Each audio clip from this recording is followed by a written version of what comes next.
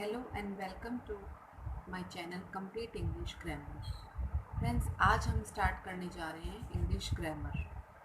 मैंने English grammar को explain करने के लिए हिंदी लैंग्वेज का यूज़ किया है, जिससे उन स्टूडेंट्स को हेल्प मिल सके जिन्हें इंग्लिश टू इंग्लिश समझने में दिक्कत आती है, या जो हिंदी मीडियम से और प्रॉपर इंग्लिश कंप्लीट इंग्लिश उन्हें नहीं समझ आती है।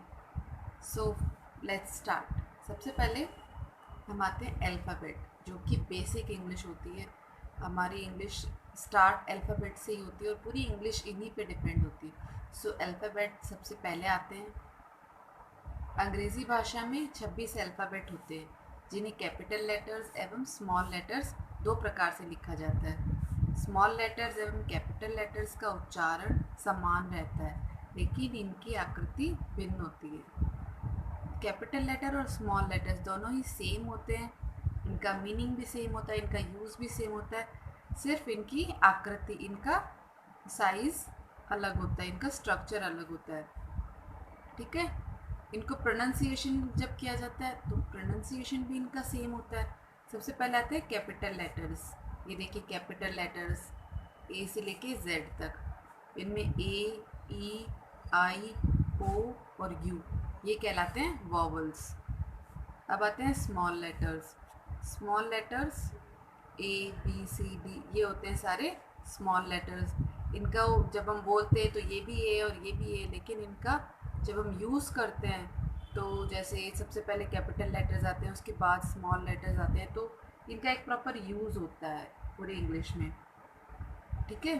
तो इसमें भी ए, ई, आई, ओ, यू ये सारे वॉवल्स होते हैं, बाकी सारे कहलाते हैं कॉन्सोनेंट्स। तो टोटल 26 अल्फ़ाबेट्स होते हैं, उसमें से 5 हो गए वॉवल्स एंड 21 हो गए कॉन्सोनेंट्स। ओके। जब हम अल्फ़ाबेट सीख जाते हैं तो उसके बाद हम आते हैं वर्ड्स पे। वर्ड को कहते हैं शब्द।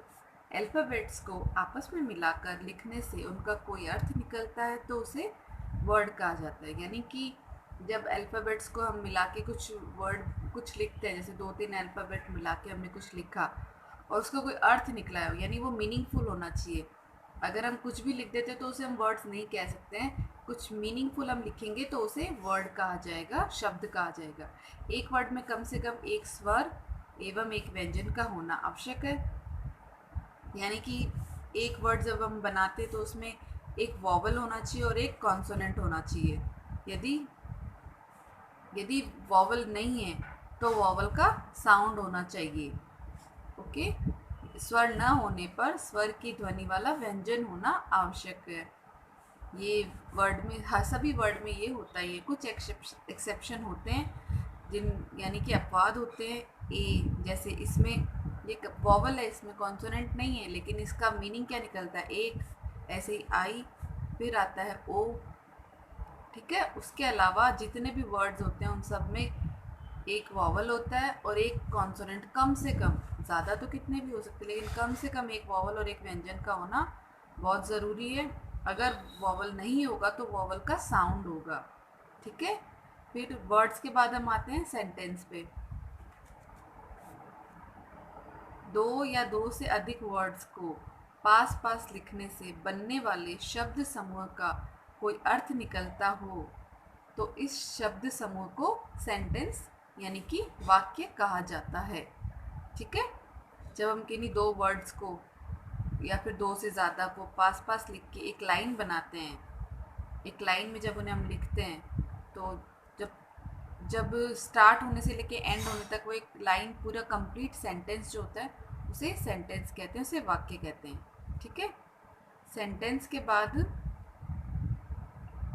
सेंटेंस मुख्य प्रकार से दो दो भाग होते हैं सेंटेंस के। Subject, predicate. सब्जेक्ट और प्रेडिकेट। ठीक है। सब्जेक्ट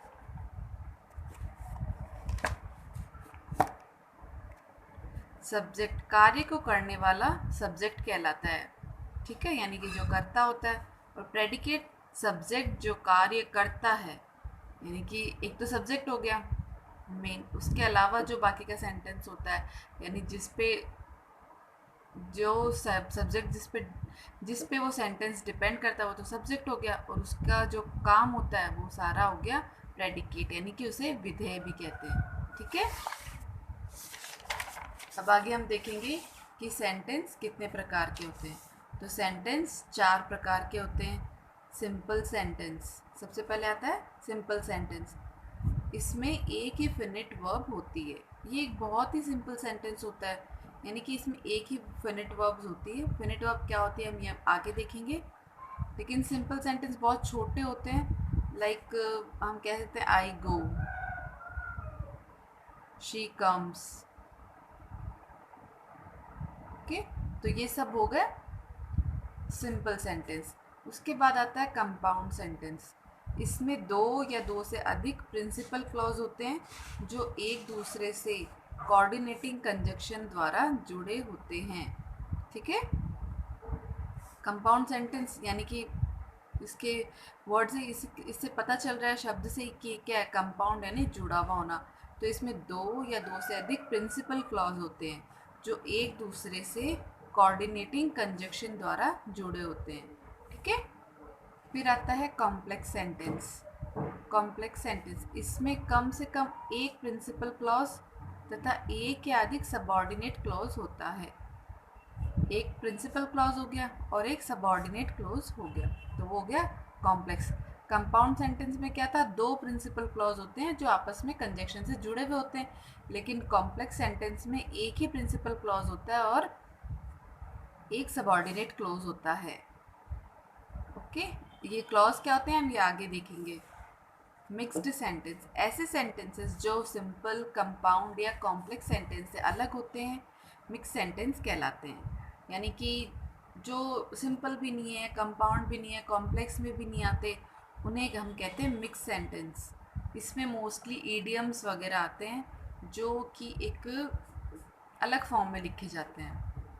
ठीक है, अब आता है क्लॉज, जो कि हमने अभी सेंटेंसेस में पढ़ा, प्रिंसिपल क्लॉज, सबऑर्डिनेट क्लॉज, ये सब क्या होते हैं हम क्लॉज देखेंगे। शब्दों का ऐसा समूह जो एक सेंटेंस का एक ही भाग है, जिसमें एक ही फिनिट वर्ब एवं एक सब्जेक्ट होता है, क्लॉज कहलाता है। ठीक है, शब्दों का ऐसा समूह जो एक सेंटेंस का एक भाग है, क्लॉज को बेसिकली उपवाक्य कहते हैं। ओके, ये क्लॉज सेंटेंस तो होता है लेकिन ये कंप्लीट सेंटेंस नहीं होता, इनकम्प्लीट होता है। तो इसमें ये एक सेंटेंस का एक पार्ट होता है जिसमें एक फिनिट वर्ब और एक सब्जेक्ट होता है। ठीक है, तो उसे क्लॉज कहते हैं। क्लॉज बेसिकली 3 प्रकार के होते हैं। प्रिंसिपल क्लॉज, सबसे पहले आता है प्रिंसिपल क्लॉज, ऐसी क्लॉज जो स्वयं में स्वतंत्र होती है एवं जिसका स्वयं का पूर्ण अर्थ निकलता है। ठीक है, प्रिंसिपल क्लॉज जैसा कि हमने कंपाउंड सेंटेंस में पढ़ा था कि दो या दो से अधिक प्रिंसिपल क्लॉज होती है, वो कंजक्शन से जुड़ी हुई होती है। यानी कि जैसे हम एग्जाम्पल देखें तो राम इज़ अ डॉक्टर,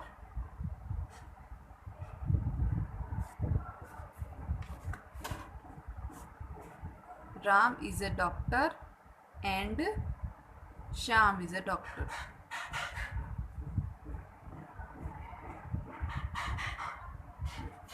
ठीक है, तो अब इसमें क्या था, ये एक कंप्लीट सेंटेंस है, ये भी एक कंप्लीट सेंटेंस है, ये जुड़े हुए किससे हैं, कंजक्शन से। ठीक है, तो प्रिंसिपल क्लॉज में क्या होता है, ऐसी क्लॉज जो स्वयं में स्वतंत्र होती है एवं जिसका स्वयं का पूर्ण अर्थ निकलता है। ठीक है, अब हम देखेंगे कोऑर्डिनेटिव क्लॉज। कोऑर्डिनेट क्लॉज, यह क्लॉज भी एक स्वतंत्र क्लॉज है जिसका स्वयं का अर्थ निकलता है। यह सिंपल सेंटेंस की तरह होती है जो अन्य क्लॉज से कोऑर्डिनेटिंग कंजक्शन जैसे कि एंड, बट, स्टिल और आदि से जुड़ी हुई होती है। ठीक है, ये भी थोड़ी थोड़ी प्रिंसिपल क्लॉज की तरह है, लेकिन ये कंप्लीट, पूरी तरह से कंप्लीट नहीं है, ये सिंपल सेंटेंस की तरह होती है। यह क्लॉज भी एक स्वतंत्र क्लॉज है, इसका स्वयं का अर्थ भी निकलता है। यह सिंपल सेंटेंस की तरह होती है जो अन्य क्लॉज से कोऑर्डिनेटिंग कंजक्शन से जुड़ी हुई होती है। ठीक है, सबऑर्डिनेट क्लॉज, प्रिंसिपल क्लॉज में क्या होता है ना कि ये कंप्लीट होती है, यानी कि प्रिंसिपल क्लॉज को अगर हम हाफ लिखते हैं बिना किसी कंजक्शन से जोड़े, जैसे कि मैंने आपको एग्जांपल दिया था, Ram is a doctor, Shyam is a doctor, तो राम इज़ अ डॉक्टर एक कंप्लीट सेंटेंस है, इसलिए ये प्रिंसिपल क्लॉज है। Shyam is a doctor is a complete sentence, so इनको जोड़ा गया है कंजक्शन से। ओके, तो ये प्रिंसिपल क्लॉज ये प्रिंसिपल क्लॉज है, ये अपने आप में कंप्लीट भी है, अपने आप में फ्री है, और इसका एक खुद का मीनिंग भी निकल रहा है। ठीक है, कोऑर्डिनेटिंग में क्या होता है, ये सिंपल सेंटेंस की तरह होती है जो अन्य क्लॉज से कोऑर्डिनेटिंग कंजक्शन से जुड़ी हुई होती है। अब आता है सबऑर्डिनेट क्लॉज। यह एक स्वतंत्र क्लॉज नहीं है। ओके, सबऑर्डिनेट क्लॉज क्या होती है, एक स्वतंत्र क्लॉज नहीं होती, यह अपने पूर्ण अर्थ के लिए अन्य क्लॉज पर निर्भर होती है। सबऑर्डिनेट क्लॉज एक इनकम्प्लीट सेंटेंस होता है जो कि कंप्लीट होने के लिए अन्य क्लॉज पे डिपेंड रहता है। यह क्लॉज अन्य क्लॉज से सबऑर्डिनेटिंग कंजक्शन जैसे कि as, why, because, since, before, unless, though, although, lest, as soon as, provided आदि से जुड़ी हुई होती है। ठीक है, पता चल गया सबऑर्डिनेटिंग कंजक्शन कौन से होते हैं, as, why, because, since, before, unless, though, although, lest, as soon as, provided आदि। ठीक है, अब आगे हम देखेंगे फिनिट वर्ब्स, जो कि हमने सिंपल सेंटेंस में पढ़ी थी। जिन वर्ब्स में सब्जेक्ट के नंबर, पर्सन एवं टेंस के अनुसार परिवर्तन होता है वे फिनिट वर्ब्स कहलाती है।